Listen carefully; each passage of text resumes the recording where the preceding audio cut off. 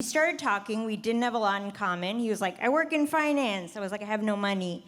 We were hitting a few walls. And then maybe halfway through the night, there was a lull in the conversation. And then he was just like, I'm actually pretty funny. I could be a comedian if I wanted. Oh, wow. You guys reacted with the perfect combination of quiet horror and disgust. And you are not prepped. First of all, that's not how being funny works. You don't have to give someone a heads up that you're funny. You don't have to be like, oh, I forgot to tell you, I'm funny. So you've been missing a lot of cues on your end. Some of your facial expressions aren't reading. But yeah, and it's also so condescending to be like, oh, you know that thing you do that you work pretty hard at and made a lot of sacrifices for? I've thought about doing it, but I'm too good. I'm too good! It's so condescending. You wouldn't do that for any other career. You wouldn't be like, oh, check this out. I've seen the moon a couple times. I'm pretty sure I'm space material. Like, it is as ridiculous as saying that. But at that point, if I remember correctly, a cockroach ran across our table. Yes, I know. So it was a very nice act break. It should have been foreshadowing. I just didn't pick up on it at that point. Because after that, the date completely derailed, and he just turned into an Amazon algorithm where he was just like, you might also not like the next thing I'm going to say.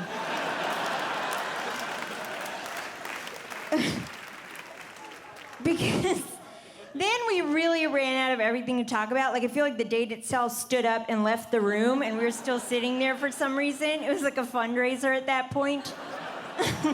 Like, I feel like we discussed the levels of our waters. We're like, oh, you drink more. That's great for you. It shows in your skin. Like, it was really bottom of the barrel. And then, circling back to his original statement, he was just like, I should tell you this. I actually only friended you on Facebook because you're an Indian comedian. He was Indian as well. And I was like, okay. And he was like, yeah, I just wanted to support an Indian artist. I didn't actually think you were that funny. I was just like, what? Why are you? Why are you saying this out loud to me? I feel like there's so many other people you could say this to. There's an internet specifically for these types of grievances, And I feel like I just started to make the face of someone whose like eyes are bleeding, but there's no blood. I was just like, why? Why do you bring this plague on my people? And then he waited a second, and then he was just like, that was a joke. And I was like, what?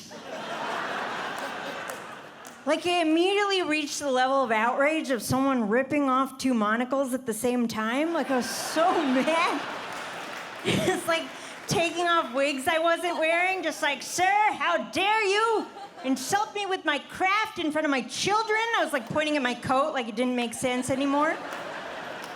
And then he was just like, that was a joke, do something, react. And I didn't, I just sat there, like physically left my body. And then he reached across the table and he forced my mouth into a smile. He smile violated me. He smile-ated me. Like, my brain ran out of reactions in that moment. It was just like, error, situation does not compute, patriarchy overload. It's like women get mad when they're told to smile on the street, but to forcibly be smiled?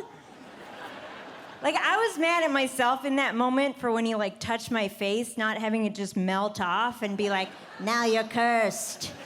You failed the test. There never was a date. But anyway, the rest of the evening can best be summed up from a quote from the movie Titanic, which I had to copy down. But you guys will see why it fits. Okay, here it is. Afterward, the 700 people in the boats, that's me, had nothing to do but wait. Wait to die, Wait to live. Wait for an absolution that would never come. So we are engaged. I just thought it was so cute how we met. Guys, that's gonna be it for me. Thank you so much.